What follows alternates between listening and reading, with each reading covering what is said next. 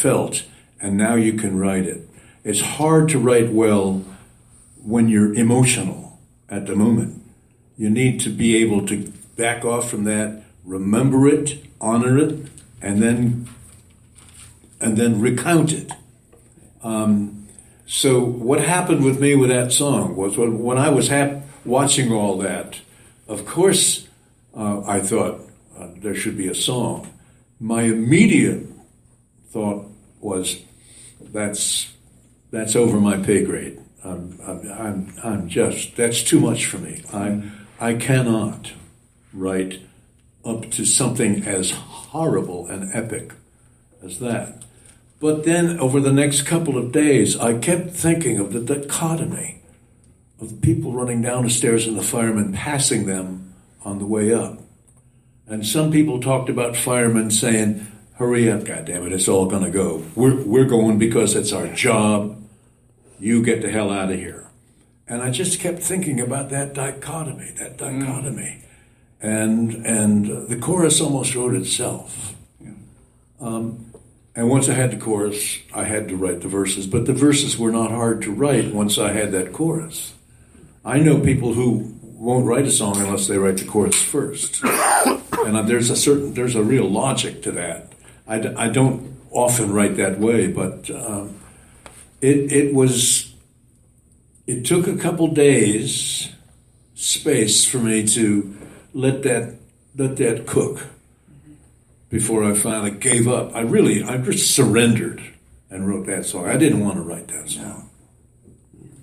Along with writing the chorus verse, have you ever had a title in your head and then written a song just off the title? That's very interesting. I know that there are guys in Nashville who won't write until they've got the title. I mean, when you've got a title like "She Got the Gold Mine, I Got the Shaft," you got a song already. I mean, the song writes itself, with a title like that. Don and I wrote a song that my wife recorded called "Where Have You Been?" And it's a true story about my grandparents. We knew the end story. We knew the story, and we knew how it was going to end.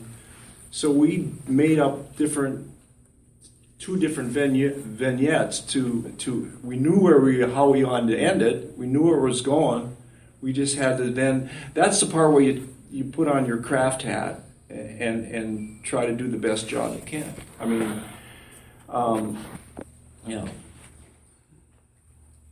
Your story about the song that took me 3 years to write resonated with me because I've got kind of the opposite problem. I've got a lyric that I've had for years and never been able to come up with a melody that I thought worked well. Have you got any suggestions on how I might? Now you have you memorized that lyric? I had. No, not right now. But you could recite it, given a little preparation. Yes. Then what I suggest you do is in the shower and driving. While you're driving, turn the radio off and sing that lyric. Okay. You'll find a freer melody than if you tie yourself down to an instrument. But most of the time, we like to have the instruments with us. But sometimes, just leaning your head back and bawling, you'll find a melody for it.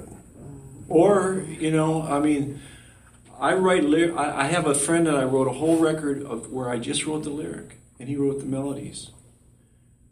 Tom and I, we write together. Don and I, we usually would do both pretty much all the time. And Tom probably mostly takes the lyric lead on what we write because, if you hear somebody that you love your melodies, maybe say, my wife had a song out, probably one of the best, Mary Did You Know? It's an absolutely gorgeous song. And a guy named Mark Lowry wrote the lyric to that. And he gave it to a guy, and the guy gave him a melody. He said no. He had an agreement. He said, I got to get to decide. And it was 3 or 4 guys till Buddy Green came up with the melody. And it is perfect. I mean, look up the song. It's a quintessential Christmas song, but it Mary did, it's one of the, and I have to say, she has the best version out there. It's been recorded many, many, many times since she recorded it. But this guy said, I'm not really a melody writer. I'm not saying you're not, but sometimes there's somebody that can take you, half of nothing's nothing. I like to write a complete lyric. I just email it down to John, and see what comes of it. It's always something I wouldn't have thought of myself. Let's do we have a song, a brand new song. We're just finding our way. And this is when we were rehearsing, and Don had left, and I love to get out of the way, and I just started playing this melody, and I looked at Tom and I said, find something in that.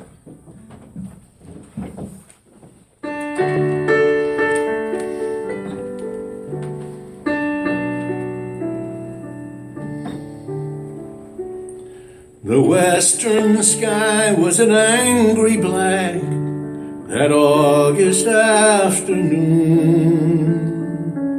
It left no doubt there'd be hell to pay, and hell was coming soon. The storm came through like a runaway train, and trees crashed down as it passed. We huddled close the long night through, till the wind died down at last. Oh, the beauty of after the storm, oh, how the air comes clean. Clear as the sky is the reason why all the world is green. All the world is green.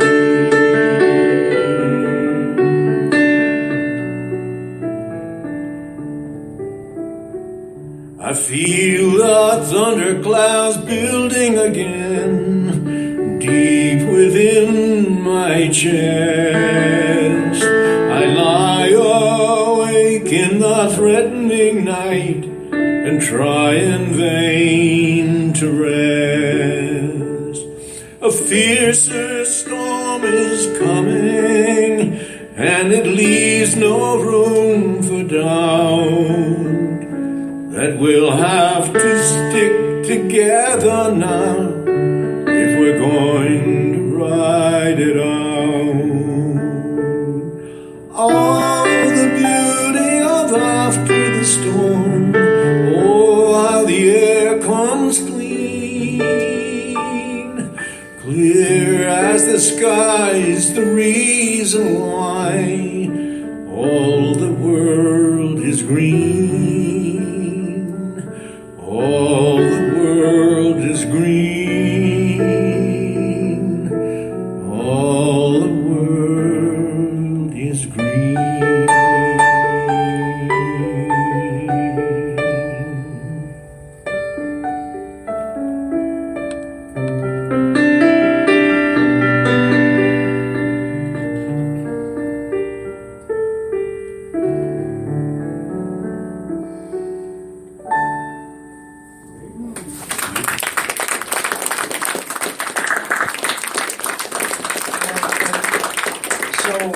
That worked is I'd written that melody just pretty much and he recorded it on his phone, and then we were up north, and he came up with the first verse and the chorus, and I said to him, I said, let's write the second verse in terms of a relationship. Now, he hates relationship songs, but I mean, let's make it a personal thing about the storm, and he loved it. And so it's all the same, There's the storm outside, the storm inside. It ain't brain surgery. No, that sounded like a hymn to me. Oh, thank you. Gospel. Yeah, absolutely. Mm-hmm. Don, why don't you do something? Free bird, Indigada Davida. Don. Orange Blossom Special. Orange Blossom Special. Yeah. I remember when I wrote that Orange Blossom Special. It wasn't special at the time. What you doing, buddy? I don't know. Want to do Beautiful Fool, maybe? Yeah. All right. No Stairway to Heaven. What key do we do? D. Yeah. Alright, that doesn't matter.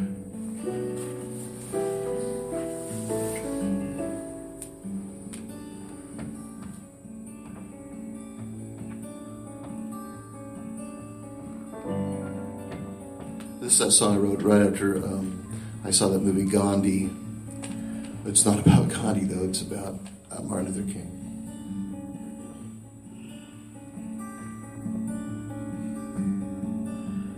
Martin Luther, who did you think that you were? Appointed by some higher up. Merely mortal, your plans were unaffordable.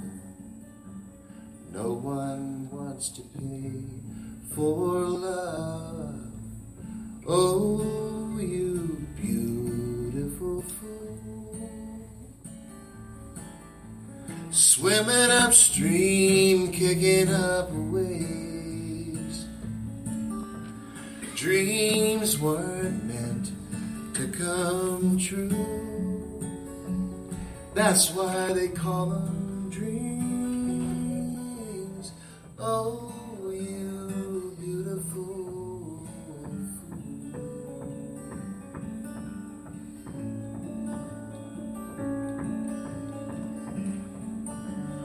Walter Cronkite preempted Disney one night, and all us kids were so upset.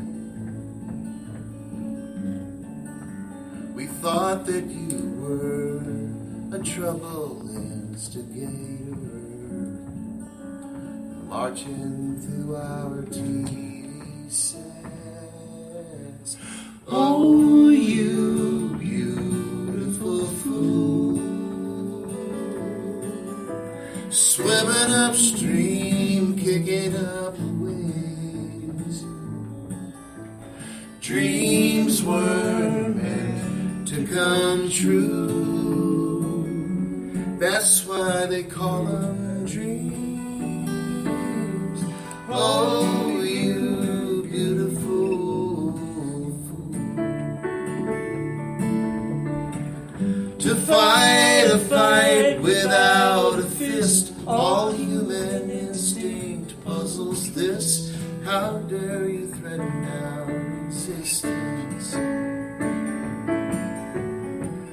Mahatma Gandhi, Jesus Christ, history repeats itself so nice. Consistently, we are resistant to love.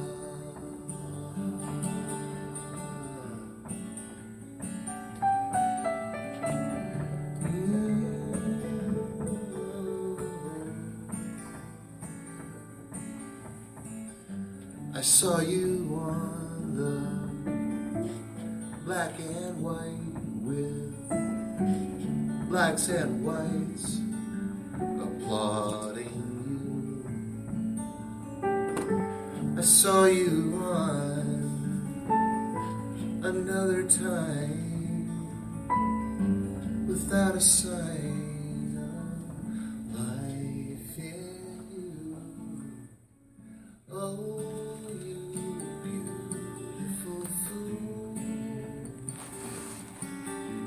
swimming upstream, kicking up waves. Dreams weren't meant to come true. That's why they call them dreams. Oh, you beautiful fool. Oh, you beautiful fool.